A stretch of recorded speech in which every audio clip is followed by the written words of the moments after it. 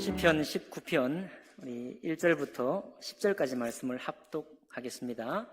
시편 19편은 구약 성경 815쪽 가량이 있습니다. 시편 19편 1절부터 10절까지 말씀 구약 성경 815쪽 가량이 있는데요. 함께 합독하겠습니다. 하늘이 하나님의 시작. 하늘이 하나님의 영광을 선포하고 궁창이 그의 손으로 하신 일을 나타내는도다.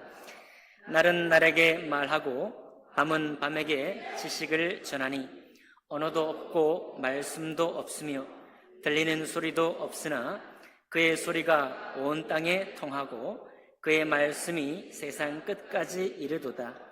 하나님이 해를 위하여 하늘의 장막을 베푸셨도다. 해는 그의 신방에서 나오는 신랑과 같고 그의 길을 달리기 기뻐하는 장사 같아서 하늘 이 끝에서 나와서 하늘 저 끝까지 운행하며 그의 열기에서 피할 자가 없도다. 여호와의 율법은 완전하여 영혼을 소성시키며 여호와의 증거는 확실하여 우둔한 자를 지혜롭게 하며 여호와의 교훈은 정직하여 마음을 기쁘게 하고 여호와의 계명은 순결하여 눈을 밝게 하시도다. 여호와를 경외하는 도는 정결하여 영원까지 이르고 여호와의 법도 진실하여 다 의로우니 금 곧 많은 순금보다 더 사모할 것이며 꿀과 송이꿀보다 더 달도다. 아멘. 아멘. 말씀과 예배를 위해 기도하겠습니다. 살아계신 하나님 아버지, 이 말씀으로 저희들을 감동해 주시고 그 말씀으로 우리를 하나님께로 인도해 주옵소서. 예배 시종을 주님께 의탁할 때 귀하신 우리 주 예수님 이름으로 기도하옵나이다. 아멘. 네, 자리에 앉으시겠습니다. 네, 오랜만에 예배 자리에 오신 분들은 앉았다가 일어났다가 앉았다가 일어났다 하니까 좀 불편하시죠? 예, 예배에 오면 우리가 그런 의식이 있어서 그렇습니다. 오늘 읽은 말씀을 본문으로 해서 우리 시편 19편 전체를 본문으로 해서 신앙이란 무엇이냐, 신앙이란 이란 제목으로 하나님 말씀 나누겠습니다. 지금 이 봄은 너무나 아름다운 꽃들로 우리의 시선을 많이 끌죠. 봄꽃, 우리 동백꽃, 겨울꽃으로 시작해서 그다음 매화 넘어가면은 또 벚꽃도 피고, 네, 또 넘어가면은 뭐 이팝나무 꽃도 피고, 5월달이 되면 장미가 피고, 꽃도 다 피고 지고. 예전에는 봄에만 꽃이 피는 줄 알았는데 이 꽃이라는 것이 봄, 여름, 가을, 겨울이 다 있어요, 그렇죠? 가을에는 국화도 피어납니다. 우리는 이렇게 여기 오늘 강단 안에 있는 이 꽃은 산딸나무라는 꽃이에요. 꽃이라보다 나무에 핀 꽃인데 예쁘죠? 우리가 자연 세계를 바라보거나 천체를 바라보거나 아니면은 동물의 왕국 같은 것을 통해서 많은 동물들을 보거나 아니면 수많은 이 식물들을 볼 때 우리는 예쁘다, 더 예쁘면은 정말 예쁘네. 우리의 이 감정의 표현은 우리 눈에 보는 것에 대해서 그대로 나오게 되겠죠. 우리는 이런 것들을 본다라고 말하고 그리고 보는 것대로 우리 마음으로 표현을 합니다. 그런데 오늘 하나님 말씀은 뭐라고 하는가 하면 이 모든 하늘이며 땅이며 바다며 우리가 보는 식물이며 동물이며 이 모든 것들이 말한다라고 말하고 있어요. 네. 자, 1절 보니까요. 하늘이 하나님의 영광을 선포하고 궁창이 그의 손으로 하신 일을 나타내는도다.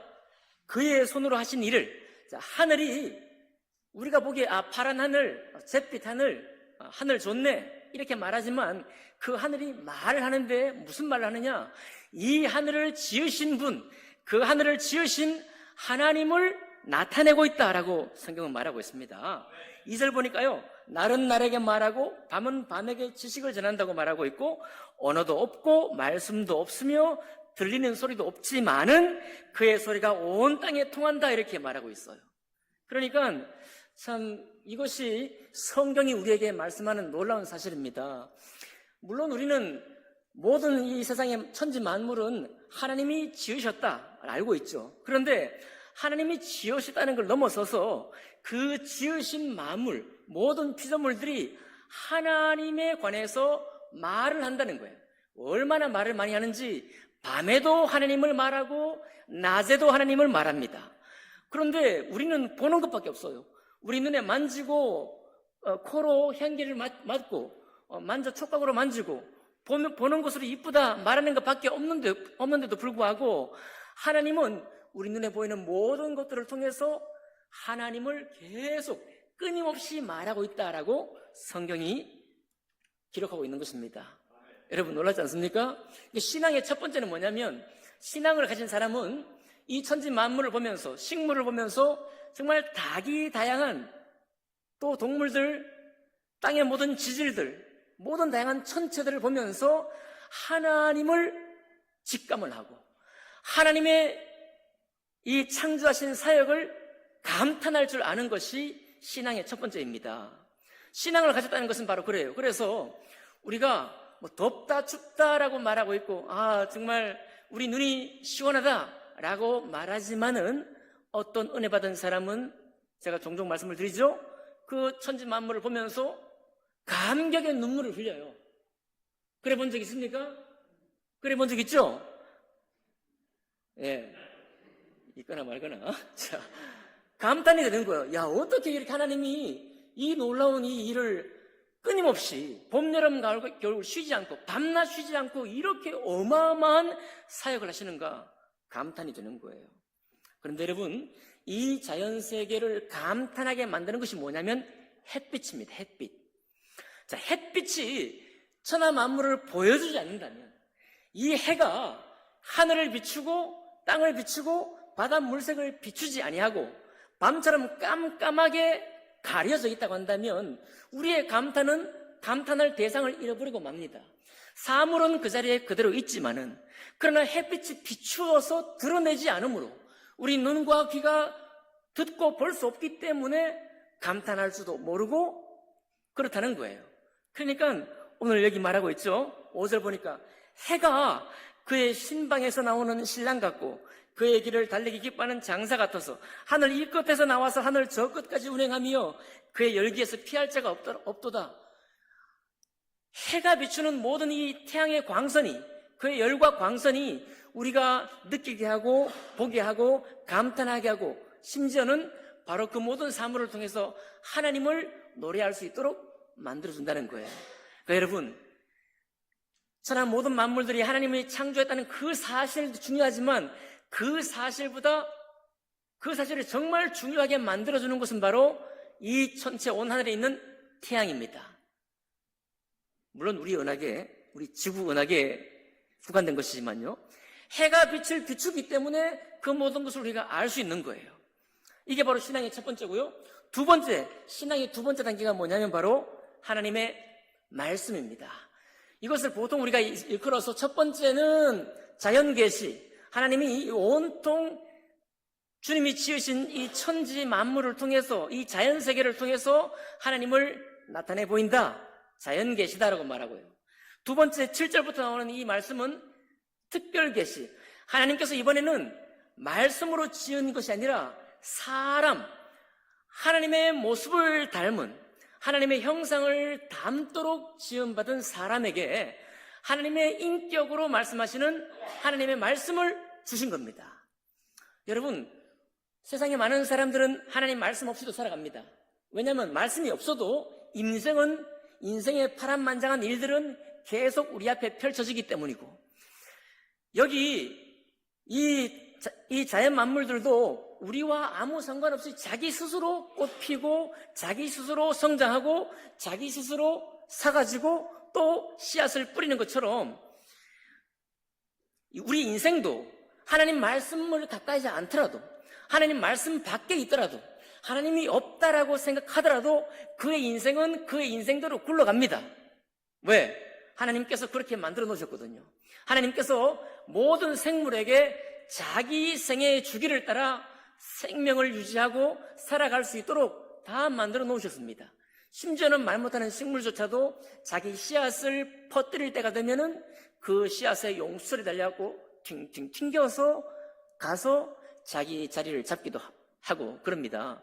여러분, 오늘 우리 교회 입구에 딱 들어오시면은 거기에 초롱꽃이 땅도 아닌데 그 시멘트 틈 사이에 서 있는 걸 볼 수 있었을 거예요. 못 보셨다면 오늘 보시기 바랍니다. 그 초롱꽃은요, 제가 보니까 다른 잡풀들도 안 자라요. 그 초롱꽃이 핀 자리에는 아무것도 안 자랍니다. 신기하지 않습니까? 아마도 초롱꽃은 다른 어떤 씨앗이 자기 밑에 떨어져도 다 살지 못하게 하는 어떤 뭐가 있나 봐요. 네. 어쨌든 그렇게 자기 생애와 하나님이 창조하실 때부터 그 식물, 그 동물에게 부여하신 그 성품, 그 성격대로 살아가요. 그렇기 때문에 우리는 삶이 있습니다. 하나님 말씀이 없어도 내가 예배를 드리지 않아도 삶이 있어요. 그런데 여러분, 아까 제가 말씀드렸죠? 이 자연세계도 자기 법대로 살지만은 하나님이 해를 비추지 아니하시면 뭐 할 수 없다고요? 우리에게 나타낼 수가 없습니다.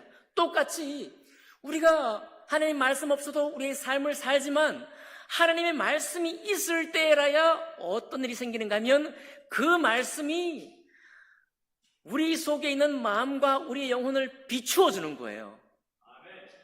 그거 없어도 삶은 살아갈 수 있지만은, 빛이 비추지 않으면 어둠 속에서 그 식물들이 있고 동물들이 사는 것처럼 하나님 말씀 없어도 삶은 계속되지만 우리 속에 온전한 것을 나타내지는 못하는 것입니다.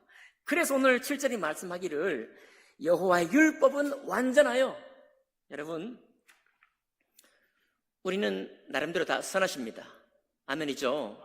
우리는 또 다 지혜로워요. 세상에 사는 사람들이 예수 믿지 않아도 과학자가 되고 철학자가 되고 또 공학도가 되고 의사가 되는 것도 교회 와야 되는 게 아닙니다. 그 전부 다 하나님이 그 각 사람에게 주신 은사와 또 성품을 따라 그렇게 살아가는 거예요. 맞죠? 그렇게 살아가고 또 자기 양심대로 하나님께서 그에게 주신 선함대로 그에게 주신 지혜대로 공부해서 그 자리까지 가는 것입니다. 그런데 거기에 없는 게 있어요. 여호와의 율법은 완전하여 영혼을 새롭게 한다. 다 자기 뜻대로 살아갈 수는 있지만 하나님의 말씀으로 우리의 마음속을, 우리의 영혼을 새롭게 하지 않으시면은 우리 영혼이 신선하게 되지 못하는 거예요. 우리의 영혼이 새롭게 되지 못하는 것입니다. 여호와의 증거는 확실하여 우둔한 자를 지혜롭게 한다. 하나님의 말씀은 너무나 확실하기 때문에 설령 우리에게 좀 배우지 못한 사람이 있을지라도 우리의 지식을 새롭게 하는 거예요. 또 뭐라고 하십니까? 여호와의 말씀은 정직해서 마음을 기쁘게 한다는 거예요. 내가 이 땅에 살아가면서 기쁜 일들이 많이 있죠. 오늘도 우리 예배 끝나면은 잔치하면서 여러 가지 활동을 하면서 기쁠 것입니다. 다 기뻐요. 그런데 오늘 여기서 말하는 이 기쁨은 뭐냐면 하나님의 말씀이 우리의 양심과 우리의 마음을 새롭게 비추기 때문에 우리가 깨끗하게 된 영혼과 마음이 깨끗하게 될 때 우리가 느낄 수 있는 기쁨을 말하는 거예요. 여러분, 때로는 우리가 혼탁한 마음이 됩니다. 우리 마음이 탁하게 될 때가 있어요. 그럴 때 어떻게 그 마음이, 우리는요 우리 마음속이 탁하면 그거 별로 좋아하지 않습니다. 다른 사람과 관계 속에서 너무 힘들게 되면 우리 마음이 괴로워지는데 그거 좋아할 사람 없어요. 어떻게 해야 그 마음이 시원케 되느냐? 하나님의 정직한 말씀이 내 마음속에 비추어서 나와 그와의 사이에 해묵은 것이 있을 때 그것을 갈라내고 그것을 새롭게 해서 깨끗하게 되면 그때 그 마음이 신선해지고 깨끗해지는 것입니다. 또 뭐라고 하고 있습니까? 여호와의 계명은 순결해서 눈을 밝게 한다. 여러분, 하나님의 말씀은 뭐라고 했어요? 순결하다. 순결하기 때문에 우리의 눈을 밝게 한다라고 말하고 있습니다. 여러분, 우리는 세상을 살아가면서요, 수많은 걱정과 또 때로는 계속해서 쌓여가는 일들, 아직 처리되지 못한 일들, 오늘도 예배가 끝나고 집에 돌아갈 때 많은 근심을 가져다 주는 그런 일들 속에 살아갑니다. 모든 사람이 그렇습니다. 여기 예배하는 우리도 그렇고 예배하지 않는 그들도 그렇습니다. 그런데 바로 그럴 때 하나님의 말씀이 우리에게 무엇을 도와주시느냐? 우리의 마음을 깨끗하게, 순결하게 해서, 순전하게 해서 우리의 눈을 밝게 만들어주는 거예요. 그래서 우리를 둘러싸고 있는 일들 때문에 제대로 보지 못하게 하는 것을 볼 수 있도록 합니다. 여러분, 경험 있으십니까?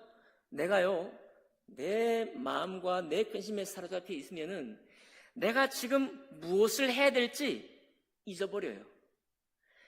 하나님께서 나에게 만나게 해주신 사람에게 무언가를 하게 하는데 그쪽으로 눈이 열리지 않습니다.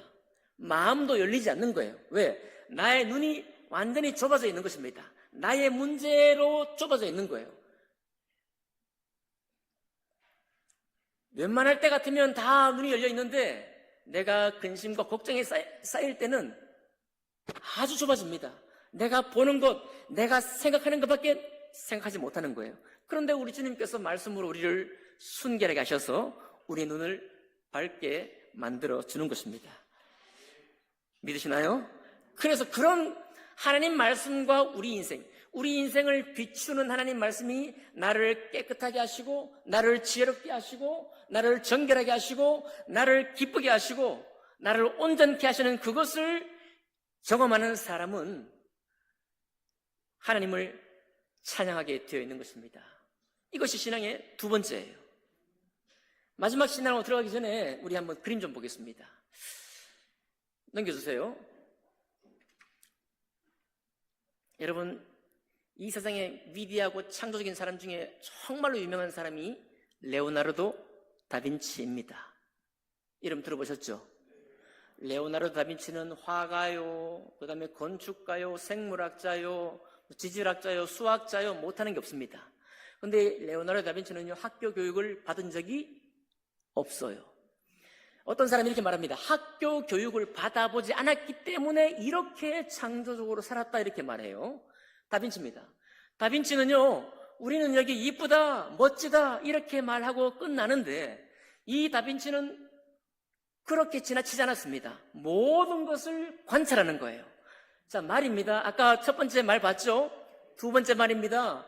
말의 움직임, 그 근육의 형태, 뛰어갈 때 이 근육이 어떻게 달라지는지를 다 관찰한 거예요. 그 다음 넘겨주세요.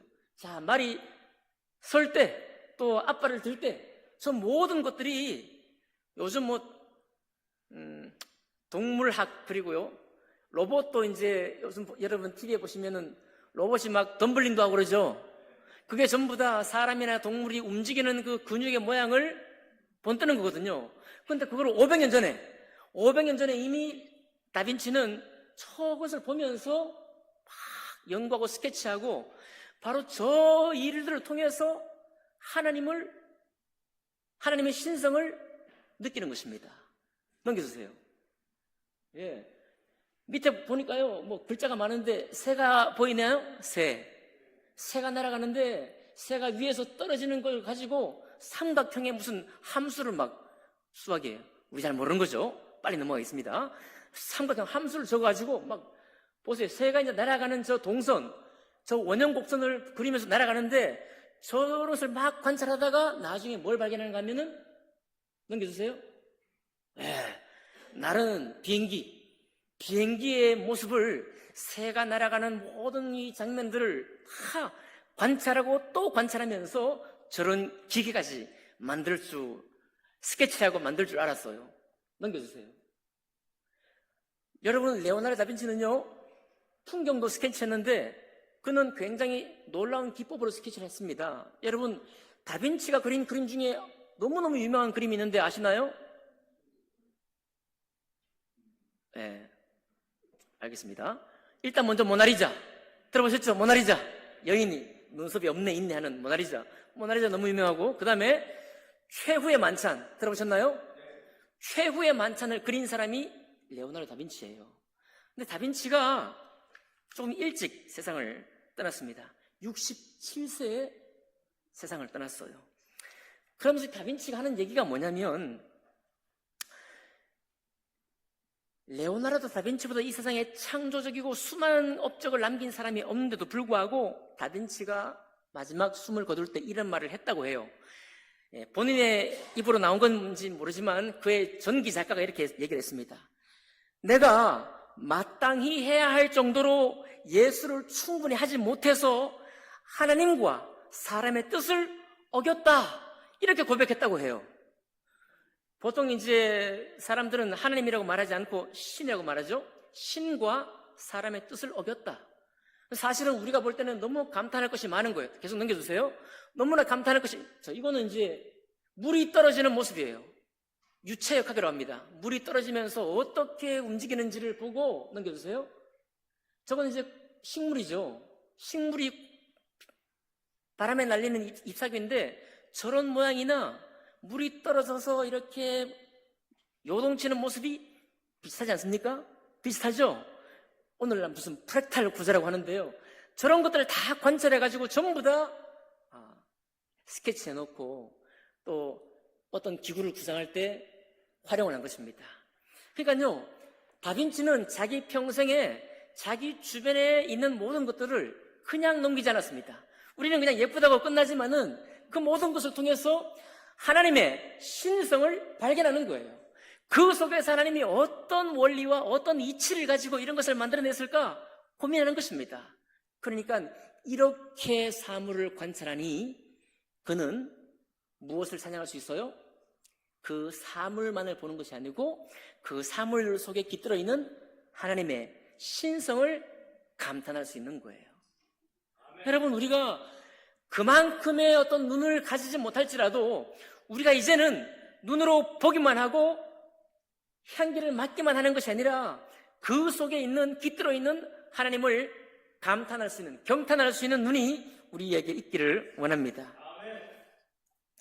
자, 그런데 그것이 하나님 말씀이 또한 우리 마음을 향해서 그렇게 한다고 말씀드렸습니다. 이제 마지막 세 번째, 신앙의 세 번째 모습이 있습니다.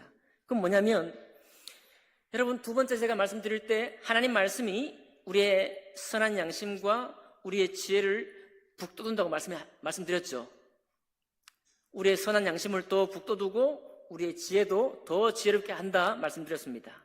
그런데요, 마지막 하나님 말씀은 우리 영혼에 또 다르게 하는 일이 있어요. 그게 뭐냐면, 하나님은 거룩하시고 하나님 말씀도 거룩하시기 때문에 우리 사람을 거룩함 앞으로 초청합니다. 거룩한 하나님 앞에 초청하게 되면 우리 속에 어떤 일이 생기느냐? 이사야 선지자가 하나님 앞에 부름받았을 때 화로다 나여 망하게 되었도다 라고 고백했습니다. 여러분, 하나님이 아름다운 것을 아름답다고 말하는 것이 아니고 하나님이 선한 것을 더 선하게만 만드는 것이 아니라 우리 속에 선하지 않고 우리 속에 거룩하지 않는 부분을 비추어 주셔서 그분의 거룩함 앞에서 오라 내가 주님의 거룩함 앞에 서니 나는 망한 사람과 같다라고 고백하게 하는 거예요. 또 베드로 사도는 이렇게 말합니다. 주님 나를 떠나시옵소서 나는 죄인입니다 라고 고백했습니다. 이게 다 어떤 반응인가 하면 거룩하신 하나님 앞에 선 사람의 양심이 말하는 고백이에요. 또 어떤 일이 있습니까? 사도 요한은요, 하나님 말씀을 비추는 그 환상을 딱 듣고 보니까 그 발 앞에 엎드러져서 죽은 자와 같았다라고 고백하고 있습니다. 이교적인 사람, 다른 신을 믿는 사람, 하나님의 거룩함과 같지 않는 사람들은 종교생활을 하면서 자기가 더 공로를 쌓아서 하나님께로 가려고 하는 그것만 있겠지만 우리 주님은 그렇지 않습니다. 우리 주님은 우리 자신을 보게 해요. 우리 자신을 보게 해서 그 발 앞에 엎드려서 죽은 자같이 되었다라고 고백했고요.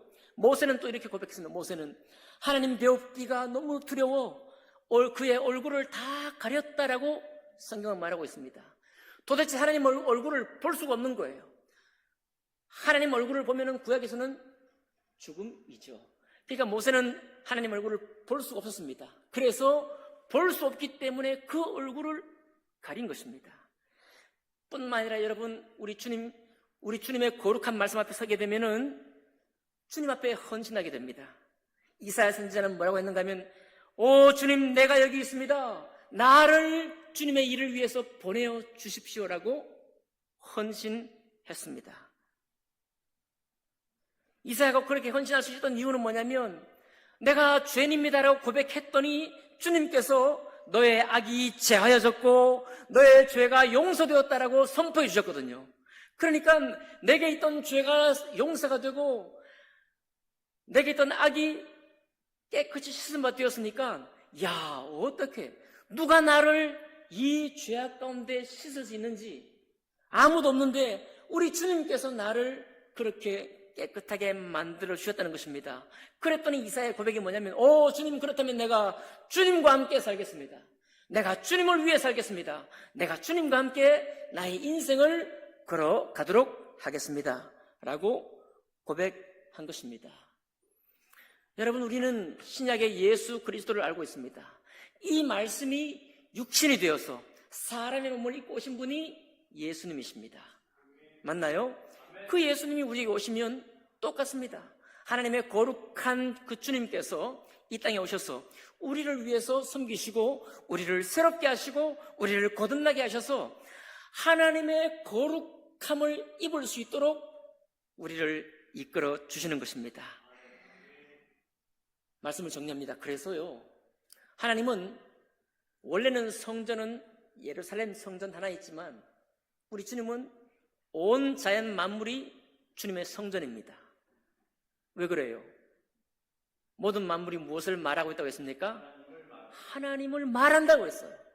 하나님을 전하고 있고 하나님을 알리고 있다고 말했습니다. 그러니까 이 모든, 우리가 살고 있는 모든 세계가 다 하나님의 성전과 같습니다. 두 번째 성전이 뭐냐면 하나님의 말씀입니다. 하나님 말씀은 시온에서 나오고 예루살렘에서 나오는 것입니다. 그렇죠? 하나님 말씀은 오직 주님의 영으로부터 감동하신 성령께서 이 땅에 주신 것입니다. 그 말씀이 우리의 귀에 들리고 그 말씀을 내가 묵상하고 그 말씀과 함께 할 때 우리의 마음이 곧 주님의 성전이 되는 것입니다. 맞나요? 끝으로요, 그 마음 깊이 있는 영혼과 양심도 하나님의 성전이 되는 것입니다. 어떻게 그렇습니까? 우리가 죄악 가운데 있다가 하나님의 은혜로 말미암아 우리의 죄를 용서해 주시고 우리의 악도 깨끗이 씻어 주셔서 하나님께서 보게 하시는 것들을 볼 수 있는 눈이 열리고 주님과 함께 호흡할 수 있는 심령이 새롭게 만들어졌으니 내가 거듭난 사람이 되었으니 내 양심이 하나님의 성전이 되는 것입니다. 12절 보니까요, 자기 허물을 능히 깨달을 자가 누구리요? 나를 숨은 허물에서 벗어나게 하소서라고 말했습니다. 주님은 나의 숨은 허물에서 벗어나게 하셨죠. 그리고 내가 죄를 짓지 않도록 주님 인도해 주셨죠. 그리고 내가 설령 지은 죄가 있더라도 주님 나의 죄를 용서해 주시죠. 그렇게 되니까 14절에 이 고백을 우리가 하는 거예요. 나의 반석이시요, 나의 구속자시요, 구속자이신 주님 여호와여, 내 입의 말과 내 마음의 묵상이 주님 앞에 기쁘게 받아들여지기를 원합니다 라고 고백하는 거예요. 내게 악이 있고 부패한 마음이 있다면 어떻게 내가 주님께 받아들여지겠습니까? 어떻게 주님이 나를 기쁘시게 받으시겠어요? 그러나 하나님 말씀과 또 주님의 용서하신 사랑이, 또 거룩함을 우리에게 부어준 그 사랑이 우리의 말도, 우리의 양심도, 우리의 영혼도 새롭게 하시니 이제부터는 우리의 마음의 묵상조차도 주님이 기쁘게 받으시는 묵상이 되는 것입니다. 이제는 우리의 입에서 나가는 말조차도 주님이 기쁘게 받으시는 말이 되는 거예요. 왜? 우리 영혼이 새롭게 태어났으니까요. 우리 양심이 새롭게 되었으니까 말입니다. 바로 이런 놀라운 사실 때문에 우리가 주님을 믿고 신앙생활을 하는 것입니다. 오늘 오랜만에 오신 우리 성도님들 계십니까? 또 항상 우리와 함께 계시지만 우리의 신앙이 무엇인지를 조금 혼란스러워하는 분이 계십니까? 네, 오늘 정립할 수 있기를 바랍니다. 온 천지 만물이 우리 하나님을 알리고 하나님을 선포합니다. 하나님의 선하신 말씀이 우리를 새롭게 하고 정결케 하고 우리의 눈을 뜨게 하니 우리 하나님과 함께 하는 것입니다.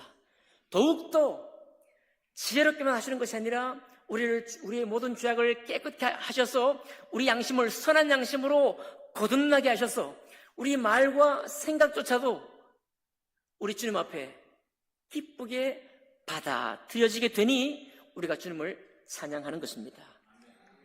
이런 신앙으로, 이런 것이 바로 우리가 믿는 신앙이기 때문에 여러분, 신앙생활 하는 것을 감사하게 여기시기 바랍니다.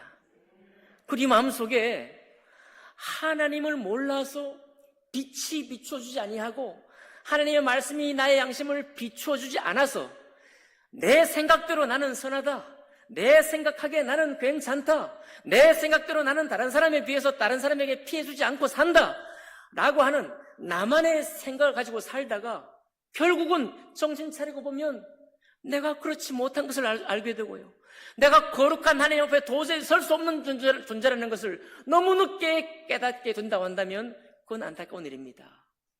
미리 이 사실을 알아서 우리를 기쁘게 하고 우리를 깨끗게 하고 우리를 거룩하게 인도하시는 주님과 함께 하시기로 작정할 수 있기를 바랍니다. 우리 주님은 우리에게 좋은 것 주기 위해서 자연을 창조하셨고 말씀을 베풀어 주셨고 우리의 모든 죄를 용서해 주신 것입니다. 삶을 사는 것만이 인생이 아닙니다. 인생 속에는 주님과 함께하는 인생이 될 때 그 인생이 하나님 앞에 감격스럽고 경탄할 만한 인생이 된다는 것을 말씀을 드립니다. 오늘 이 자리에 오신 모든 분들 마음속에 주님께서 우리에게 이 세 가지 성전으로 계속해서 밤에도 말하고 낮에도 말하고 나의 일로도 말하고 하나님 말씀으로도 말하는 그 말씀을 들으면서 주님과 함께 교제하기를 원하는 그런 심령이 다 있으시기를 주님 이름으로 축복합니다. 기도하겠습니다.